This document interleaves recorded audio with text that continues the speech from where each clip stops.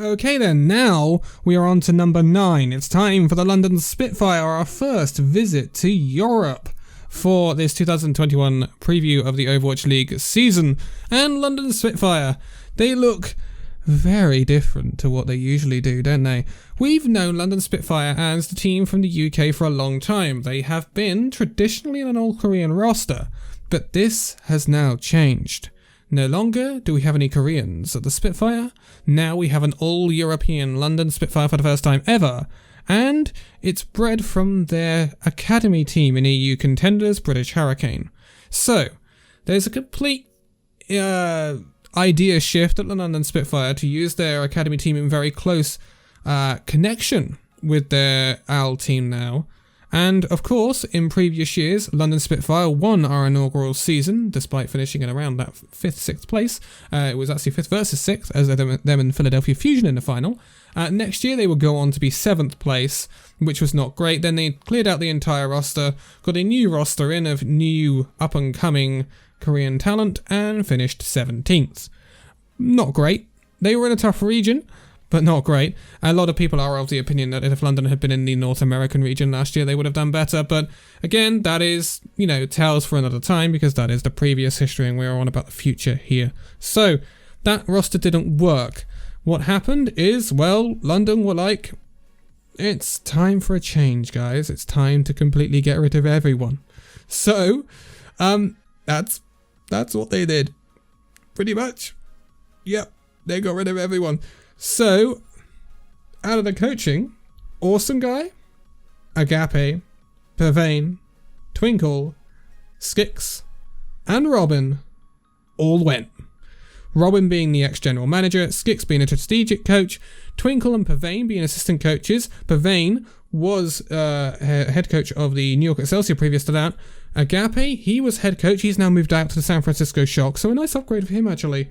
And then Awesome Guy's moved out as well. All of the coaches have gone up to London Spitfire, including their general manager. Skix did find a place as an assistant coach at the New York Excelsior for this coming season, though. So, that was replaced with a new general manager. This was Nuki. She comes in. She was the general manager for British Hurricane. But she is now actually managing these two teams alongside each other. And the idea is to make them very closely linked and do what an academy is meant to do. Feed its Overwatch League counterpart, which is what none of the academies in the past did, and hardly any of the academies actually exist anymore. So, it's an interesting idea and we're going to see how it goes. They did actually keep on OWLRU as the assistant manager, the only person really that really kind of retained his place, apart from, if you count Stylosa as a British consultant, I don't know if you do. New head coach is Reprise, coming in from, I think he actually owns Revival, or has a big part in Revival anyway. Commander X and Fisher have been promoted from their roles as coaches of British Hurricane to their assistant coach roles at the London Spitfire. Fisher was actually head coach of the British Hurricane, but is not coming in as head coach this time. Reprise does have time at the Valiant, I think, a year ago. So I believe that's why they put him in the head coach role, because he has Overwatch League experience, whereas Commander X and Fisher don't. Fisher is the Danish DPS player that used to play, not the Korean tank player. Don't get them mixed up, please. This is not Fisher, the tank player. Anyway, moving on. That's the organisation for the London Spitfire in this 2021 season. Now we will take a look at this brand new looking roster, and it is completely brand new. Not a single player has been retained. Fuse ended up retiring, by the way. He was the only move that he made in 2021. But out of that old roster, just to go over it all, Glister, Sanguinar, Bernard, J-Max, Sri, Krillin, Jihoon, Hylie, Celestin, Babel, and Although all left the team. Although now at O2 Blast, Babel at Team BM, Celestin at T1, Hylie never found a team, Jihoon's now at the Guangzhou Charge, Krillin is now at T1, Shui ended up retiring, J-Mac went over to be head coach of Dark Mode NA, and then moved on, I believe he's now at the Paris Eternal as a coach. Bernard is at the Hangzhou Spark, we've already spoken about him in this series, Sanguinar is at O2 Blast, and Glister gets a big promotion to the San Francisco Shock to fill the hole that UNS has left over there. We will be talking about them later on in this series. So, that's a lot of outs, right? And in comes the new guard, the new European guard for the London Spitfire.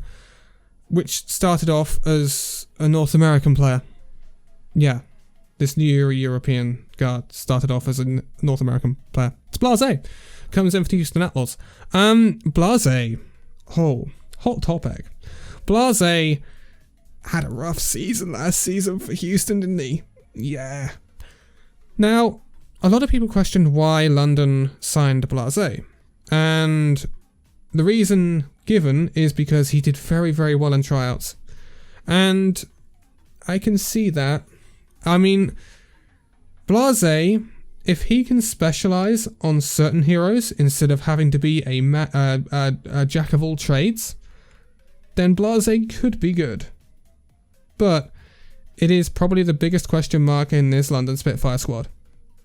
And so it is something, again, we will have to keep a very close eye on.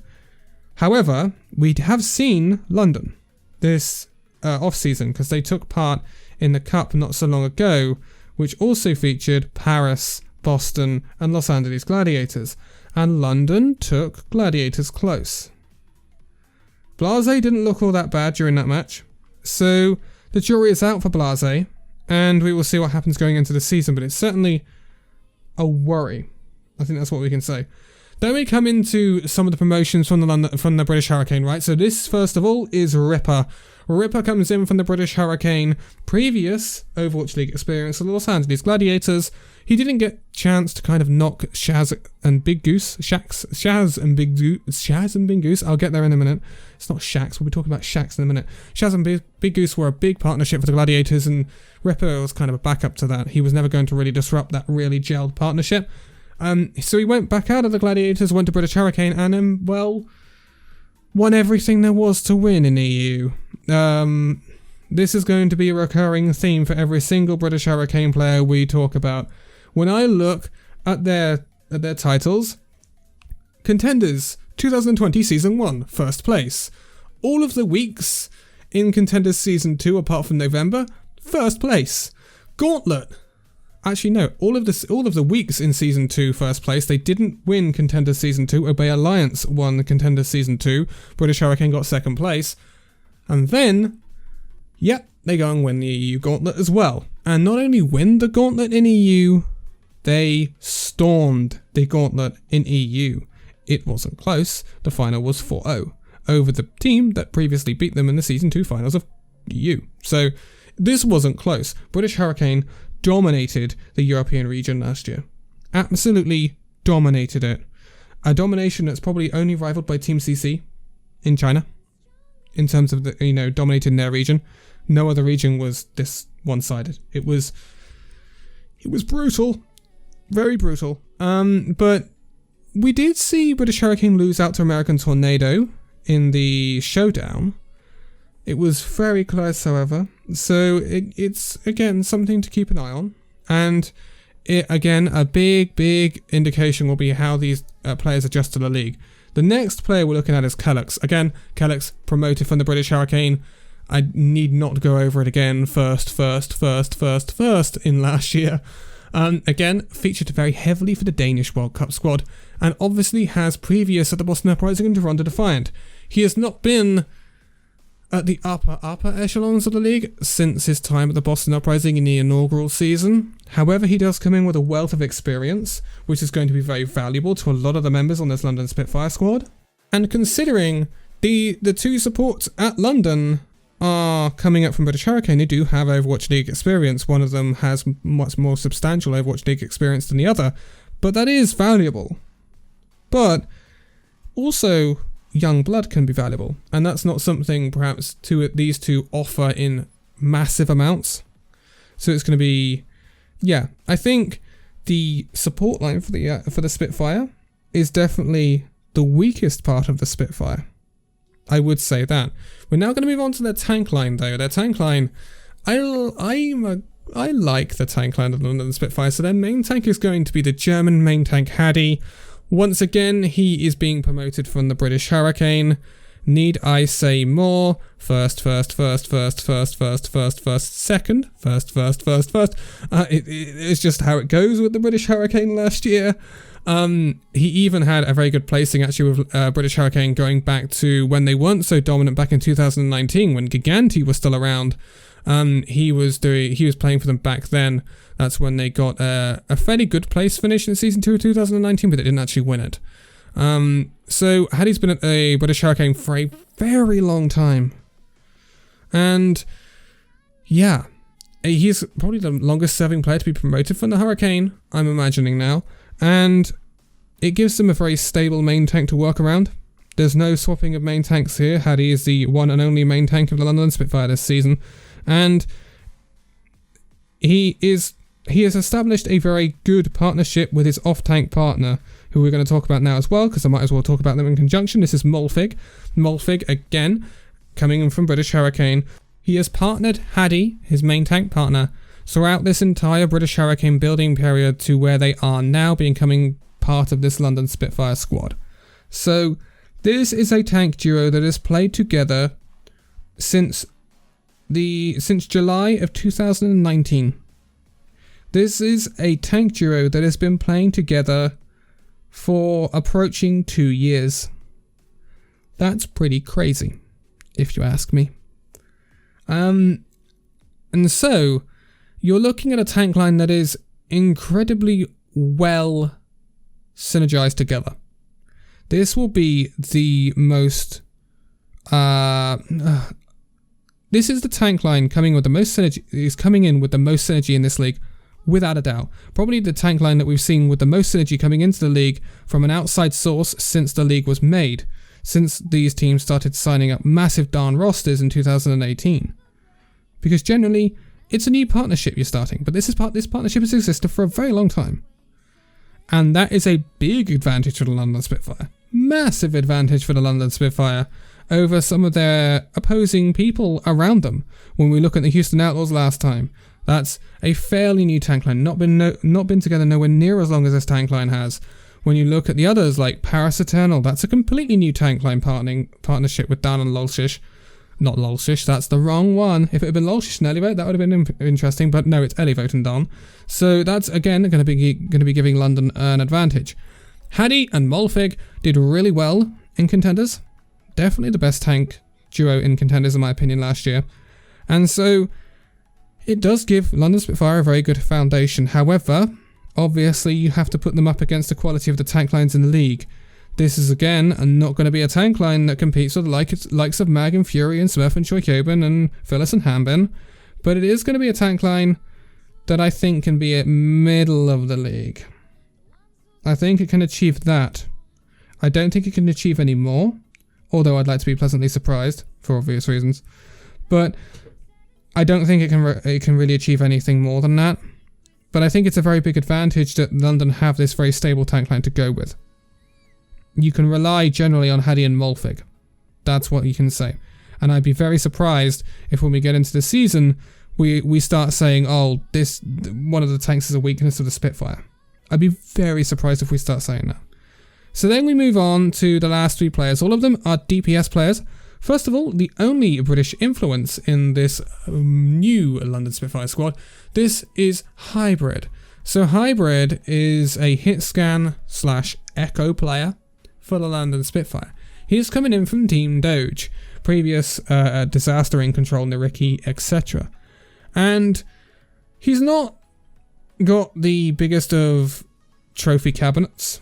I think that's what we can say. But he does, however, show a lot of promise. From what we've seen from Hybrid, he has shown a lot of promise on this role. He's going to be filling for a player that is ineligible right now for the Spitfire and will be ineligible well into the season. So that's something we have to take into account here.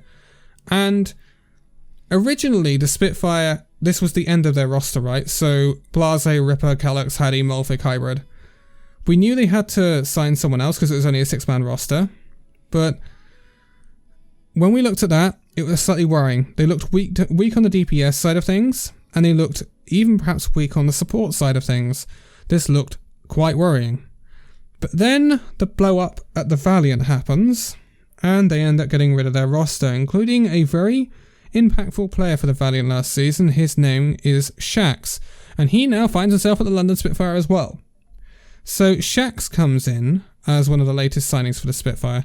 Shax is a massive signing for this Spitfire squad. Absolutely massive. It eases the pressure on Blase to play anything other than projectile flex DPS roles. It gives Hybrid much more flexibility to concentrate on the Echo and the longer range hit scan. It gives Shax the ability to come in and play his absolute best role, which obviously we will count as the Tracer. And it also gives the London Spitfire the ability to go double hit scan without relying on Blase, which was a massive, humongous worry. I did not want to see Blase on the hit scan, because we've seen the Blase McCree, and we don't want to see it again. Simple as that. So this is actually very good for the Spitfire. However, if we go down the May route, which again, May is still quite strong, EU Rush Brawl is a thing, May McCree, then Blase is very capable of May. And so it means that they are getting value out of Blase, but he's not also bringing his weak side to the game either. So London Spitfire have taken this into account. It certainly looks like that anyway. The London Spitfire do have a third hit scan player though, and he goes obviously by the name of Sparker.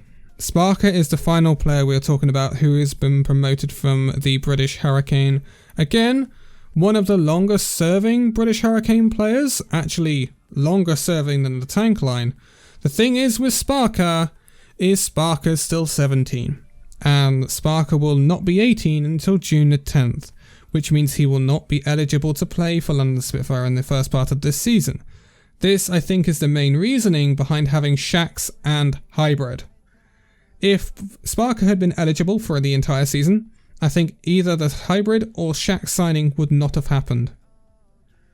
So it has kind of forced the Spitfire's hand. However, one great thing about having such a tightly nipped academy team is that Sparker has been put on a two-way contract. So he will be playing for British Hurricane in this first season of Contenders EU for 2021.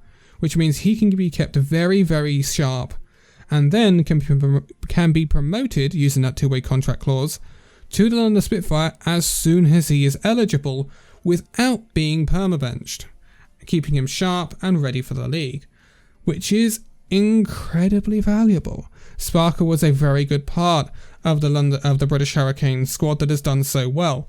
The one big elephant in the room of this London Spitfire side is that the only person who was not promoted from the British Hurricane was Danad. Danad was their flex DPS player. So that is an interesting one. Danad now finds himself at the Shoes Money Crew EU, I believe. And what this would assume is that the British Hurricane players actually did go through a tryout process for the London Spitfire squad, and Danad failed behind Blase. That is what you would have to assume.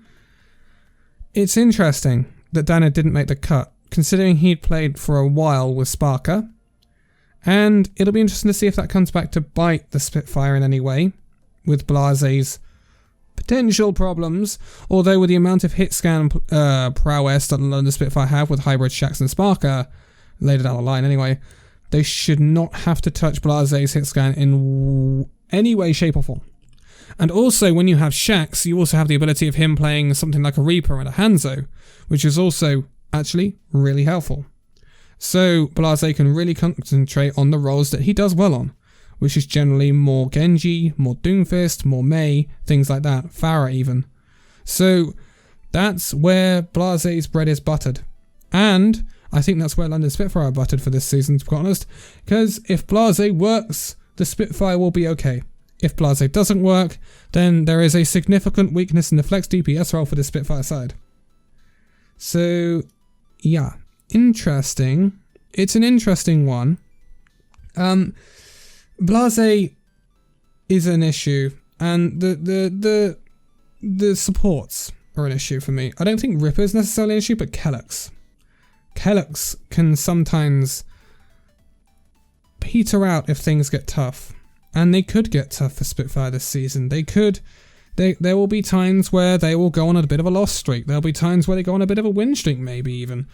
But it's not going to be a I'm winning, like it was with Boston in the inaugural season when he was there. So it's just, yeah, it's very tough for the Spitfire to call. I do, however, think they will be better than their European rivals. However, I think their European rivals have very good DPS players. So, yeah, it's going to be very interesting to take a look at that. But let's have a look at their up-and-coming matches. The first 6 matches of the season for London, they go in on an oof. That's what I'm going to call it, because they have a rematch against the Gladiators, which is who they played in the Invitational Cup that wasn't so long ago, the Steel Series Invitational. They lost to Gladiators that day 3-2. I would expect this to probably be a bit more one-sided, but I think London could take a map. But I would expect Gladiators to win that one. But then starts to come tellers for the London Spitfire. So then we have Houston Outlaws. That is something that London will look to win. If they want to be middle of the league, they have to go and beat someone like Houston. I said the same thing for Houston in last time out. Then we have Boston. Boston are a weird one. But when we look at Boston, if you take the Steel Series Invitational at face value, London lost 3-2 to Gladiators. Boston beat Paris 3-2.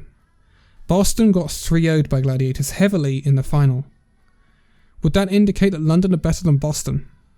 So, London will look to win that one. Definitely. And I think it is winnable for London. It depends how much progress the Boston Uprising have made since that cup. And it'll be very interesting to see how Boston turn out with that one. Especially if we see, yet again, and a big thing that let Boston down was their DPS player, Valentine, trying to push a Genji into EU Brawl. And London are not going to be adverse to playing the EU Brawl. Let's be honest. So that's something that Boston will have to watch out for. Anyway, then they have Toronto in the 4th match of the season. I would have thought this is where things come a little bit more clear-cut. I would expect Toronto to beat London. Toronto should have more quality than London. And then they have Florida in the 5th match of the season. Again, Florida should have more quality even than Toronto, in my opinion. So again, they should probably quite handily get past London Spitfire. And then they come back around in the 6th match of the season to Atlanta Reign. This is when things become a lot closer. A lot closer. If London have beaten Boston, they can beat Atlanta. But can they beat Atlanta? This is the two matches. Like, again, a very similar thing to Houston. I would expect London to lose to the likes of Gladiators, Toronto, and Florida. But can London go 3-3? Or will London go 0-6? If London goes 0-6, alarm bells start ringing. If they go 3-3, we're like, hold on a second, this Spitfire side, they ain't bad. We have to keep an eye on them.